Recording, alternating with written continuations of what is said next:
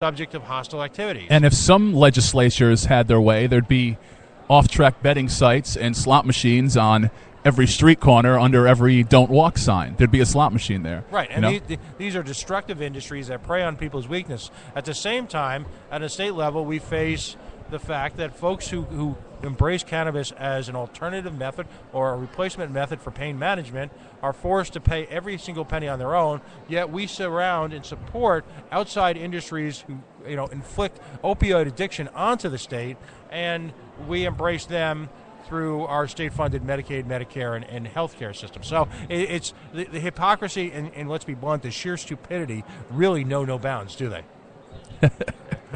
Just say. I couldn't say it any better. Well, I am pleased. However, let's have some fun some more though. An entire media ecostructure, if you will, has emerged in the last few years surrounding, I'll call it, lifestyles, ranging from rock and roll to politics and, of course, cannabis. And one of the prime players in that market is sitting right with me. DJ Stone is here. He owns and runs 1000 Watts Magazine, which is a print publication free of charge to support folks in the entire cannabis community. Their watchwords are a bright idea for patients by patients. It's a print publication. They are also available online at 1000wattsmagazine.com. DJ Stone, welcome back to the airwaves of Rhode Island. Thank you. I really like what you were saying. 1000 Watts was actually put together in the last 5 years. We started when the economy was really, really bad here. And we've put 12 people to work in the last 4.5 years of our publication. Graphic people, ad people, sales people, distribution people. And that was my vision. My vision was, I was a building contractor for 40 years, and all of a sudden there was no work. And I said, what am I going to do? I didn't want to sell weed or anything, but I knew this industry was coming. So I knew the information age was here. So what I figured was 1000 Watts, we'd gather information. When I first became a patient, I'd ask somebody one question, and I'd get one answer, and I'd ask somebody else, and I'd get a different answer. So what we tried to do is provide the answers. We actually have a group of girls called the Hydro Honeys that will actually, you can write to them. They will research your questions for you and write you back, and sometimes we even publish them. We support all these businesses out here, these grow shops, the local grow shops. When we started here in Rhode Island, we had every grow shop in Rhode Island was in the magazine in the beginning. One of the things that we kind of talked off the air, Pat and I, is that the traditional media outlets, some of them at least, they don't want these advertisers. I mean, they're being turned away by some of the traditional media outlets. They want to advertise. They have a business. They're providing a service or a product, and the traditional media outlets are turning them away. Well, there's still a stereotype up there. There's actually some companies out there that are telling the head shops and stuff like this, because they have to call them smoke shops. Yeah. All right? Oh, you can't advertise in a cannabis magazine. So we have the stigma reversed also. All right? So, which, by the way, if anybody is out there listening and they're in this situation, Pat Ford and I will gladly take your advertising dollars, so don't be shy. Exactly. Now, I'm thumbing through the magazine, and this is a powerful, powerful resource here. And when I say resource, you've got individual articles addressing issues, legal issues. You're addressing individual, let's just say, approaches to medication and pain management for a variety of illnesses. At the same time, through its advertising and through contributions from its advertisers, you've got a powerful resource of where to go to literally address every single issue revolving your particular situation as it affects medical cannabis. The political implications, ongoing festivals and fairs where you can find product, and then, of course, question and answer sessions. Different agencies that are providing services in terms of medication management are in here. It's just wonderful, wonderful stuff. And if you find yourself in a situation medically, God forbid, where pain management, whether it be chronic occurrence and reoccurrence of different cancers, intestinal, all the different issues that unfortunately are part of our lives. To have a resource like this is just phenomenal. I mean, it's literally the work of the gods. I mean, congratulations to you guys. This is great stuff. Where can people find this magazine? Our magazine is available at just about all the grow shops in Rhode Island, most of the head shops. We have we distribute 30,000 magazines a month. We're very heavily in California, Colorado, Washington, Rhode Island, Massachusetts, Maine. Mostly the grow shops, the head shops, and smoke shops. But if you can't find it, you can also call us and we will send you the magazine for free. All we ask is you pay the postage. Mm-hmm. Also, I wanted to mention, you talked about pain management. I'm a Vietnam vet. I was shot in Vietnam by friendly fire in 1973. The U.S. Navy made me an opiate addict for about 7.5 years. Mm-hmm. I proceeded to get sober in 1984. For the first 2 years, doctors tried to put all sorts of pills on me. Wow, and they really messed me up. Yeah. And so I just got 31 years sober this month, and it's only because of cannabis. Mm-hmm. And, we hear, that was the Vietnam era, and we hear that same exact story from folks coming back now from Iraq and Afghanistan, and there's been no change. PTSD's on the ballot in Rhode Island. Please write to your congressmen, your senators. PTSD, there is a bill on the congressman. Write to your local senators and representatives. Ask them to support it. Mm-hmm. I'm looking through the magazine. I mean, this is one of my kicking colitis to the curb. We've got an entire nation now that is just seemingly wrapped up, given the prevalence of all these artificial foods, all these artificial additives. We've got a food supply that's really just been completely perverted by big agra and big corporate food interests over the last 20 years. So, or as we like to call them, the Counts of Monsanto. You've got folks all over the country who find themselves really the victims of this. And you've got an article here by Crew Ryan, kicking colitis to the curb. Giving some really straightforward information in terms of how to use cannabis to manage some of the side effects, if you will, and some of the day-to-day issues involved with people who have colitis. So, it's just a comprehensive resource, and and there's some fun in here too as well. There's, it's just a great read. Website similar? You got similar kind of content right up on the web?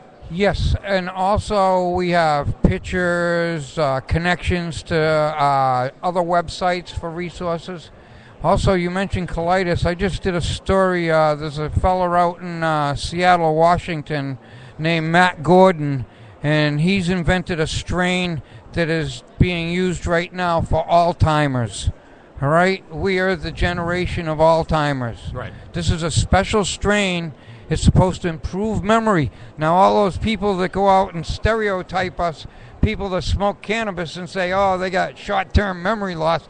Here's a proof that that Old Toby is the name of the strain. It's being grown by Red Rock in Colorado, being distributed very heavily in Colorado for Alzheimer's. Mm-hmm. All right? So there's a lot of strains now, different strains for different folks. Mm-hmm. We recommend. That's what we talk about in our magazine. It's your medicine. It's up to you to do the research. We talk about try to do it responsibly. We tell people not to carry a baggie in their back pocket while they're walking down the street, Treat it in a jar. Treat it responsible. We're trying to get rid of the stereotype of the old hippie smoking joints on the corner, We didn't... Another thing I promote is don't pass the joint around. Mm-hmm. We don't pass our pills around. Yeah. Right.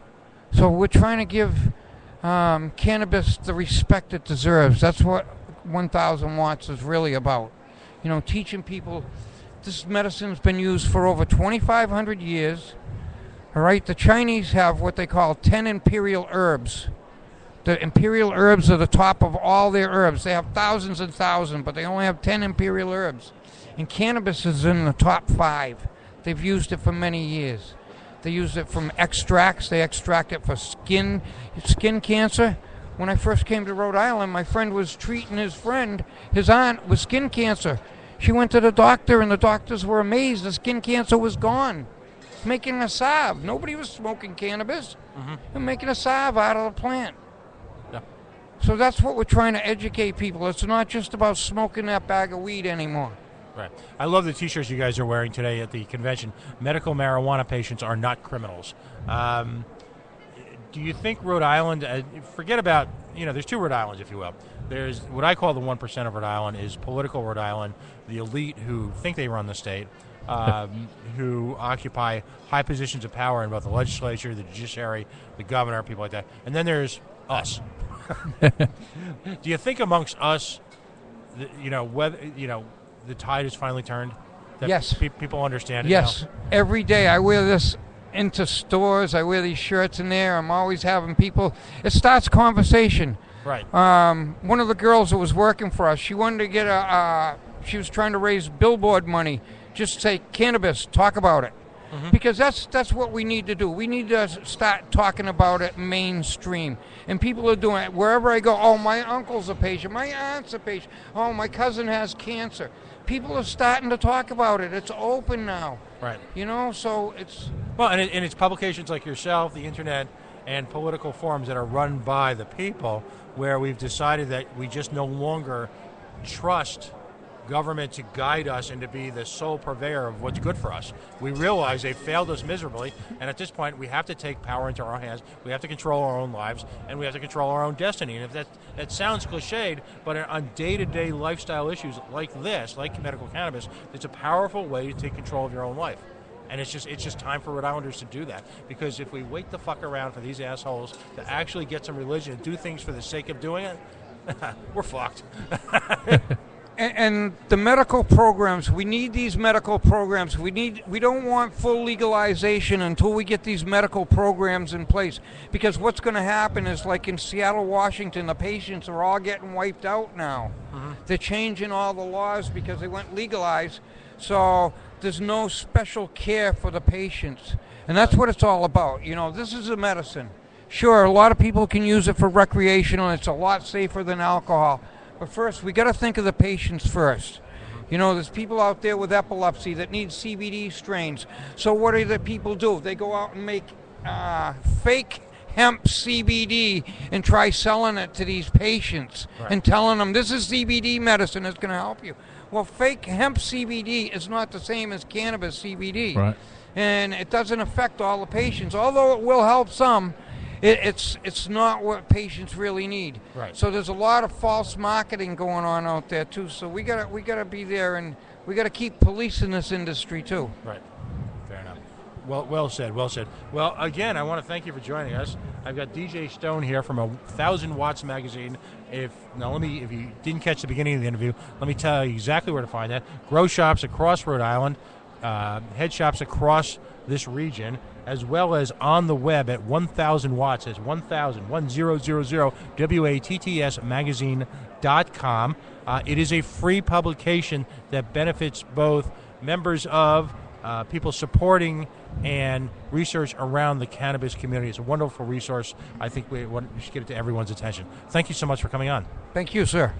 It's great to always support our fellow alternative media folks, and we really are seeing a cottage industry grow up around this. And of course, one of the big uses for medical marijuana are folks like P.O. Taxpayer and I that have appetite problems. We just we're wasting away to nothing back here, and that's key when it comes to you think of the old stereotype of somebody getting the munchies. Now you think of somebody that's having appetite issues. But well, you see me and you think of one thing. I clearly need more carbs. So we're going to continue now to go down to some local music. We got some more guests heading our way. We're going to try to get George Nasser from My Night Out Radio. He's a little bit shy, but I think we're going to be able to get him over here today. And we have some great local music on tap for you. Up next, actually, it kind of ties into Rhode Island Free Radio because Davey Moore from this next band will be coming on board for the mid